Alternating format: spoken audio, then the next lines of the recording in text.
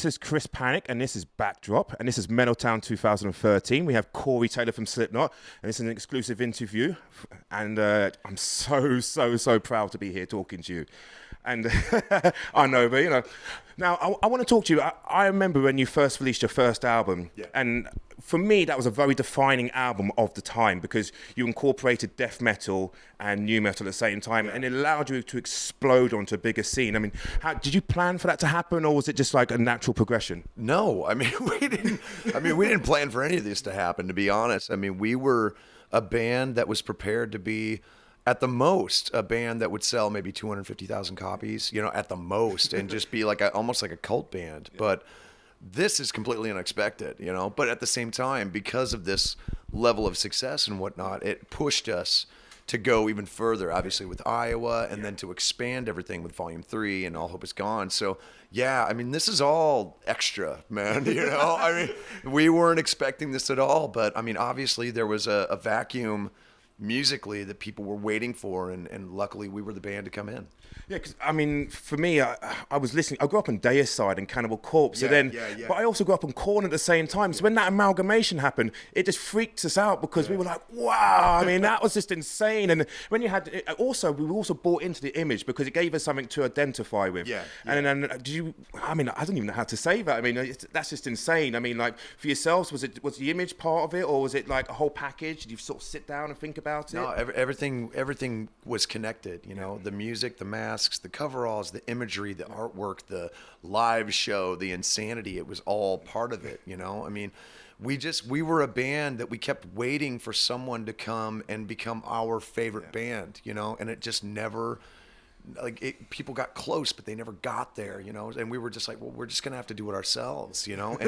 And I mean, really, that's where it came from, you know? I mean, and especially coming from Iowa, you know, where everything's just so bereft of anything artistic or anything like that. It was a sense of pride for us that we've been able to create something this crazy. I mean, I was talking to Sid earlier, and he was saying that you guys still push 110% on the stage, but at the same time, it's still taking a bit of toll on your body. Yeah. I mean, are you still going? Do you go to the gym or anything, and try and keep yourself motivated? I do my best. Yeah, I mean, well, because I mean, the only real time to do it is when you're not on the road, and it seems like I'm always on the road.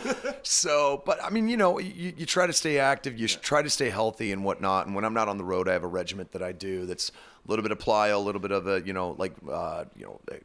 resistance bands, like calisthenics and stuff like that. So, yeah, I mean, it's especially at this level of intensity, it's important to make sure that you can do it at least to the best of your ability at that time, So is there anything that you do for yourself to warm yourself up, to get you psyched to go on stage? You're looking at it.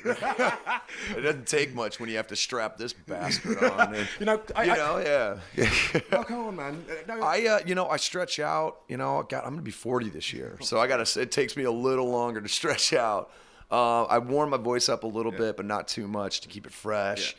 And I just kind of prepare myself for war, basically. I mean, because that's what it is. It's Clown summed it up the best. He said that the first song of a Slipknot show for us is like jumping out of an airplane, and you don't know if the chute's gonna open. I mean, that's seriously the only real metaphor that makes sense to me, because it really does have that feeling of like, oh my God, you've got nothing to hold on to, and it's just free fall, So yeah, I mean, it's an intense adrenaline rush, and hopefully the audience has as much fun as we do. Do you know, when I listened to you guys, one of the things I loved was studying, because everyone's like, oh, you've got 9 members, but when you actually watch you guys live, I love watching the Clown and Kriss, and they're actually doing so much support work, and you just don't really get that until you see it live, and I think that's amazing. I mean, how do you logistically set that up?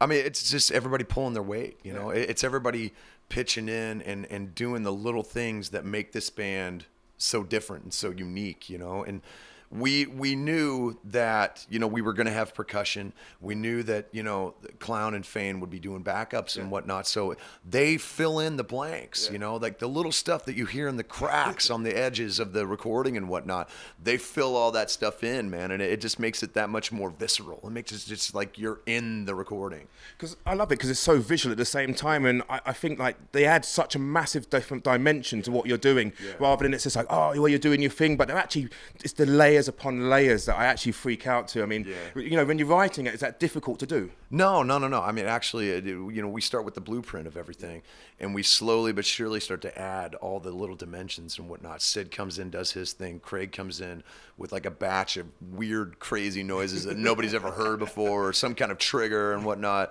And Clown and Fane come in and just add the little bombastic kind of percussive end of it, you know? So, I mean, it makes my job really easy, you know? Like, because I write all the lyrics and I get all the backup parts done, and then me, Clown, and Fane, and whoever else wants to come in, we all go in and just gang vocals all day, and it's awesome, you know? Because you never know what voice Clown's going to use. Like, sometimes it's some crazy alien voice, and I'm like, really, dude? And he's just like, it's what I'm feeling, Taylor. I don't care. And I'm like, all right, fine, whatever.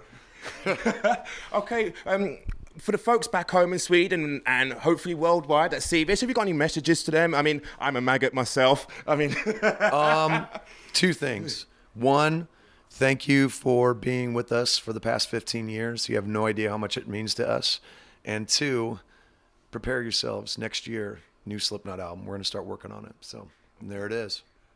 Okay, wonderful. This is Corey Taylor from Slipknot. What a pleasure it is to stand next to you, man. This is Metal Town 2013, and thank you and watch out. Rock on.